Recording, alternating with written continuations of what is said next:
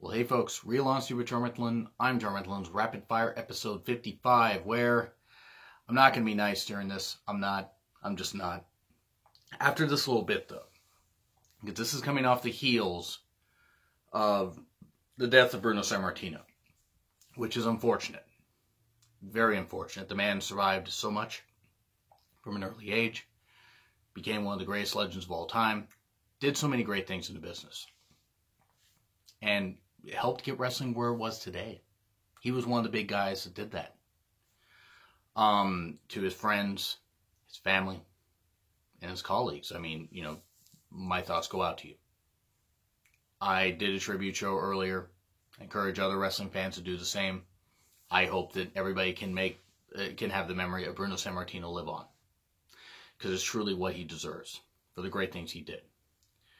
And yes, again, to all his friends, sorry you lost your friend. Make sure that you honor him the right way. Don't do what Dave fucking Marky Mark Meltzer did. He tweeted out at 9:36 a.m. today and has since defended tweeting this. Although it has been reported everywhere, and Bruno was my friend. Okay, don't know how much of a friend he was if he tweeted this. The stories of his 187 or 188 MSG sellouts represents yet another wrestling myth that is far from accurate. Okay. So what if they're inaccurate? You tweet this on the day of his death.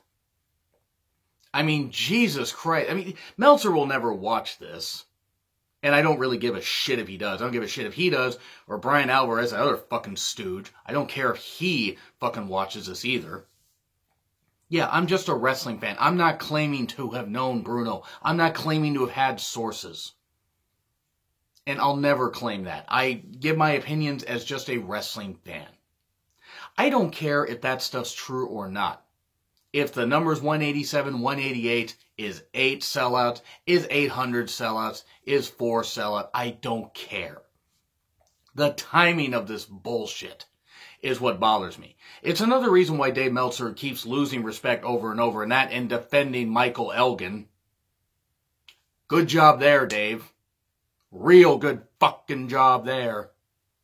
But this is your friend and you say this. You couldn't have waited a few days to say this. You couldn't have waited a few weeks to say this. Said, now that the dust is settled, I should say this. Or you could have just fucking left it alone. I mean, you could have done that. You don't have to say this shit, Meltzer.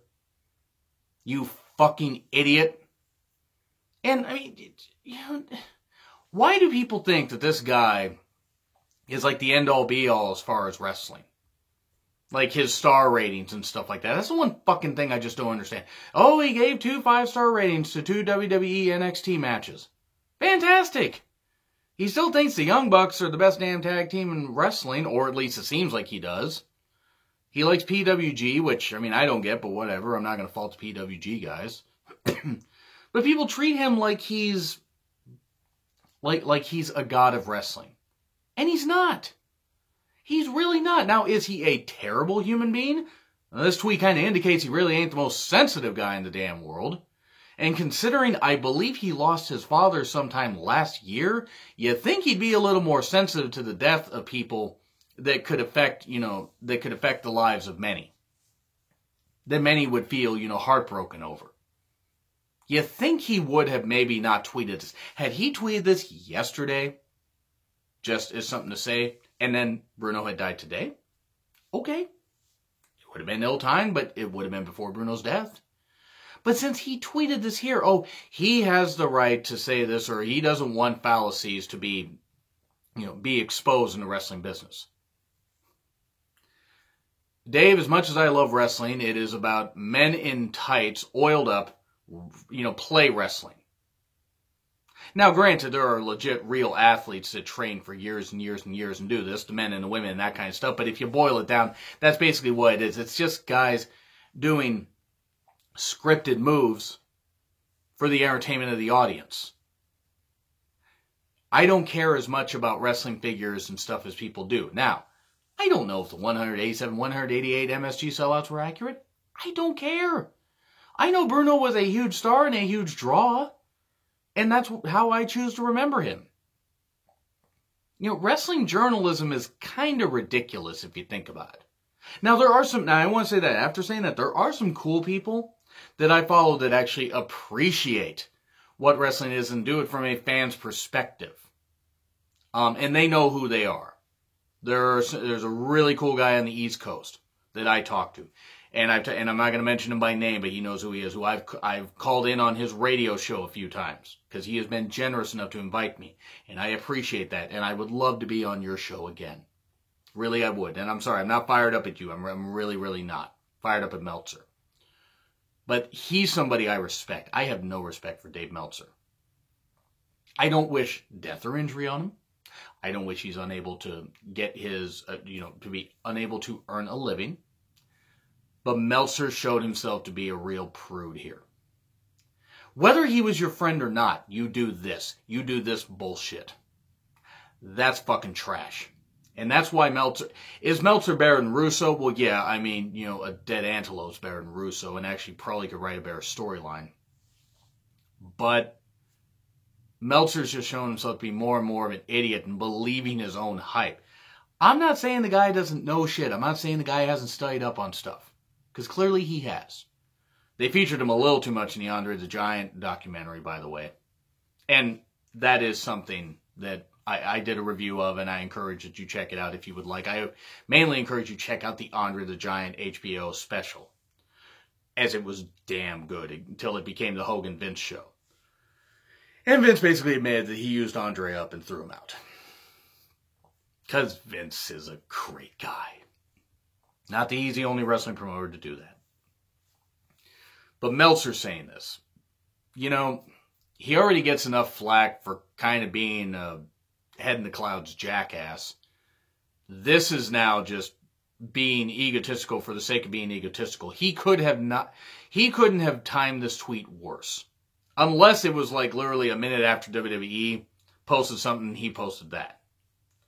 Like, 'cause I don't know exactly when WWE posted their tribute. I know that Bruno passed away earlier this morning before I had woken up. I woke up to a bunch of notifications on my own Twitter. And it's a sad, sad day that Bruno passed away. Sad. I mean, he lived into his 80s, and given the amount of stuff that he went through. And again, I encourage you guys to check out interviews and stuff with him. It explains it better than I can, just as a fan. But Meltzer doing this bullshit, I honest to God hope he gets a ton of shit for this. I really do. I hope he has to, backpedal, and he has to issue a groveling apology, which I don't think he'll mean, by the way. He'll say, oh yeah, I'm sorry, Bruno was my friend, but I have to report the news accurately. You can swallow that for the sake of whether he's your friend or not. If you don't, especially if somebody died.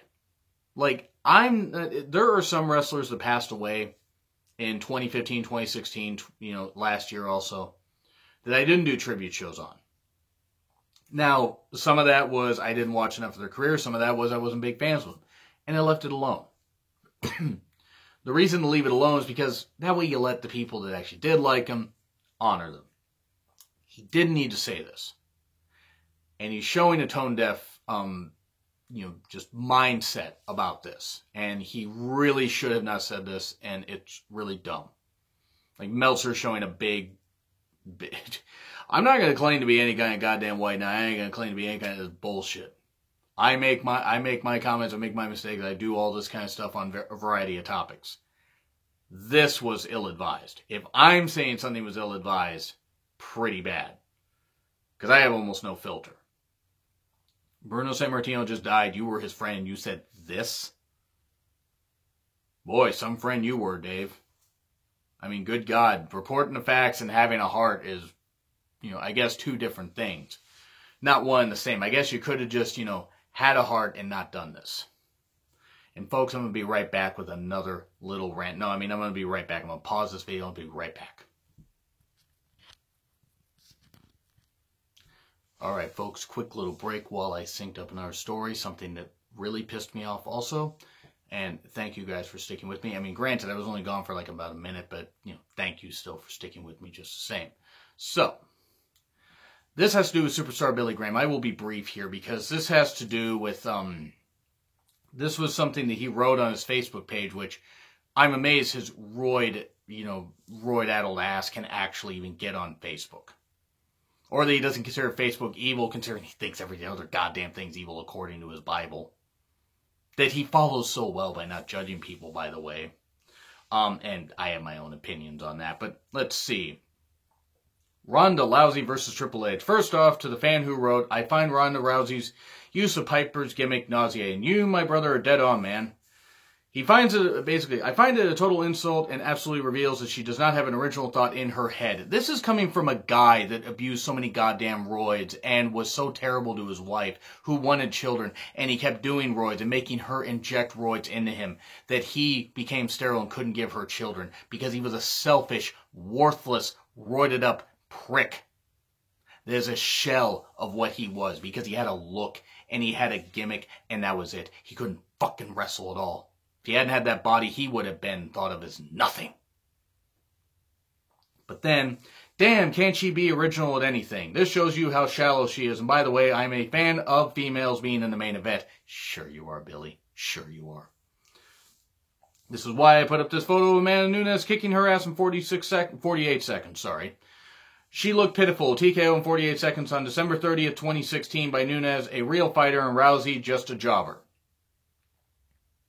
To be fair, Rousey didn't really want to get back in the octagon after losing to Holly Holm.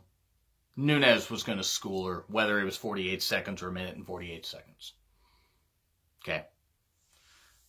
What? Miss Lousy was going to make H tap out. This would have been received as well as a cement truck full of pig shit being dumped on the Mania 34 fans.